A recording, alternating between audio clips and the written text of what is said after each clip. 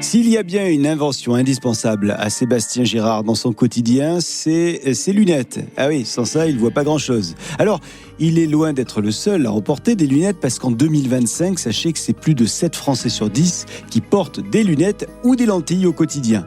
Alors, avant d'écrire cet épisode podcast, on savait que beaucoup de gens avaient des lunettes correctrices ou de repos, mais on s'attendait pas à ce chiffre. Et dans le monde, plus de 4 milliards de personnes, soit plus ou moins la moitié de la population mondiale, portent des lunettes.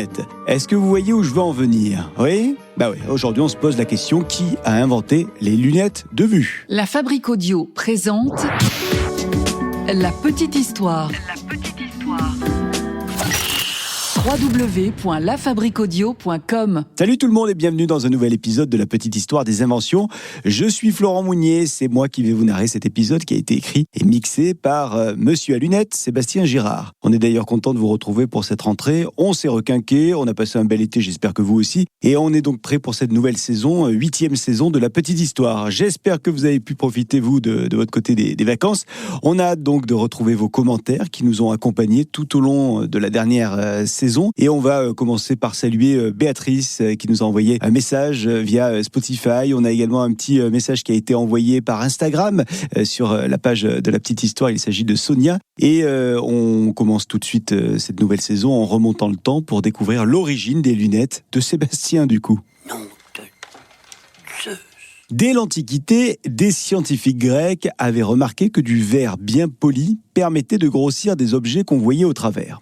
La première mention écrite d'utilisation de verre grossissant date de 424 avant Jésus-Christ. Ouais, ça fait loin, hein. Et c'est Aristophane, un poète comique grec, qui en faisait une blague dans sa comédie Les Nuées.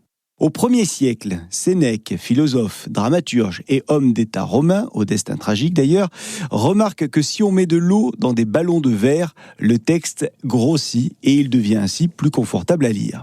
Alors petit à petit, la pierre de lecture va se développer dans les monastères du Moyen-Âge.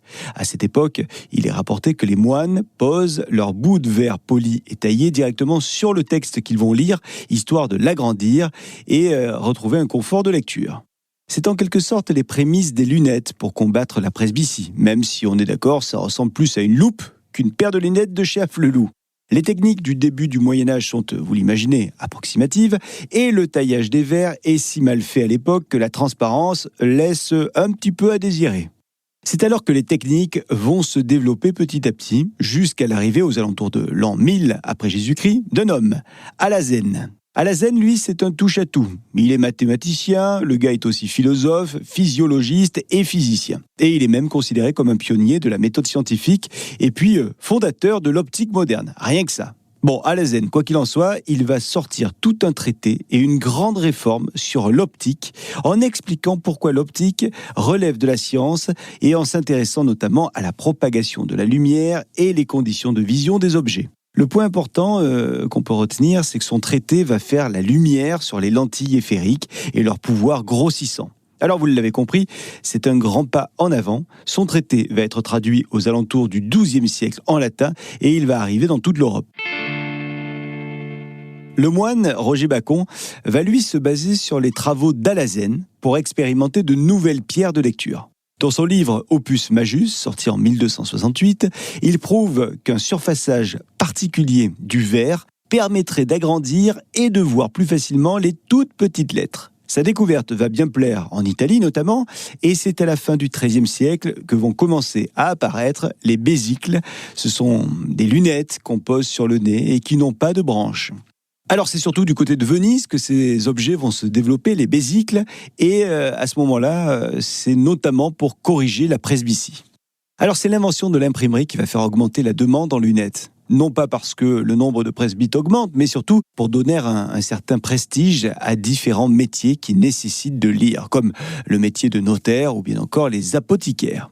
La forte demande en bésicles va permettre leur évolution, alors que les premières versions sont plutôt lourdes, vous l'imaginez, notamment à cause des clous qui permettent de tenir les deux verres qui sont encastrés dans du bois.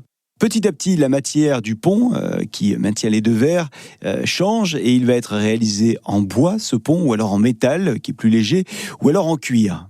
Et plus tard, le tout est tenu par un ruban qu'on attache derrière la tête pour un meilleur confort. Bon, pour les presbytes, c'est bien. Mais pour Sébastien, qui lui est myope, comment il fait ? S'il avait dû vivre à cette époque-là, il aurait été embêté. Il aurait dû attendre tout simplement le XVe siècle et la découverte des verres dits concaves qui font diverger la lumière du centre de l'œil à l'inverse des verres convexes. Les verres concaves sont donc faits pour les myopes. Les techniques vont s'améliorer au fil des années pour les myopes, histoire d'améliorer les verres et les montures. Tout ça reste quand même assez sommaire jusqu'en 1796 du côté du Jura. Là-bas, un certain Pierre-Hyacinthe Cazot va avoir l'idée de tordre un fil métallique pour encercler les verres de correction, ainsi que créer des branches qui vont venir jusque derrière les oreilles. Voilà, la lunette moderne vient de naître, faisant par la même occasion de Morée, la capitale française de la lunette, installée donc au Jura.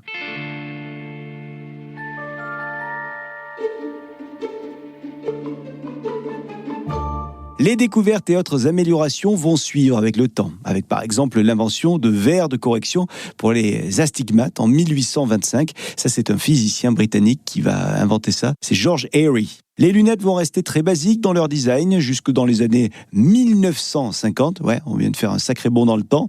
Les années 50 verront d'ailleurs l'arrivée d'une invention majeure, le fameux Varilux, le premier verre progressif inventé par un Français, Bernard Métenaz. Et encore aujourd'hui, il y a de nombreuses innovations en lunettes qui continuent à voir le jour, notamment les verres anti-rayures ou bien encore les filtres de lumière bleue pour les ordinateurs. Sans parler des lunettes de soleil ou encore des lunettes avec technologie embarquée comme les Ray-Ban Meta. Bref, la lunette est devenue un accessoire indispensable pour des milliards de personnes. Je vous le disais, 4 milliards de personnes dans le monde qui portent des lunettes. Et d'ailleurs, s'il y en a parmi vous qui portent des lunettes, je n'en doute pas, dites-le nous dans les commentaires. On va faire un petit sondage. Qui porte des lunettes ici ? Qui porte plutôt des lentilles ? Allez, voilà les amis pour cette petite histoire autour de l'invention des lunettes. J'espère que cet épisode vous a plu. Si c'est le cas, le petit like qui va bien, le commentaire et le partage également pour nous donner un petit coup de main. Ça fait toujours plaisir. Et puis vraiment, on attend que vous vous abonniez et que vous nous laissez des notes, des petites étoiles sur les applis de podcast, applis notamment d'Apple Podcast ou bien encore de Spotify et Deezer. Et n'oubliez pas que nous avons le Patreon pour toutes les fans et tous les fans que vous êtes. Si vous souhaitez soutenir votre podcast préféré, je n'en doute pas, c'est la petite histoire.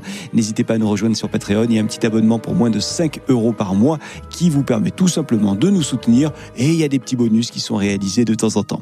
Encore une fois, on est content de vous retrouver pour cette nouvelle saison. Je vous dis à très vite pour un nouvel épisode. Salut. La Fabrique Audio présente La Petite Histoire. La Petite Histoire. Vous souhaitez devenir sponsor de ce podcast ? contact@lafabriqueaudio.com. Avant de se quitter, je vous rappelle que La Petite Histoire est un podcast de La Fabrique Audio. La Fabrique Audio réalise des podcasts de marque et d'entreprise. Donc, si vous cherchez pour vous, pour votre entreprise, pour votre marque, un studio pour faire des podcasts, n'hésitez plus. Envoyez-nous un mail, contact@lafabriqueaudio.com, la fabrique avec un K.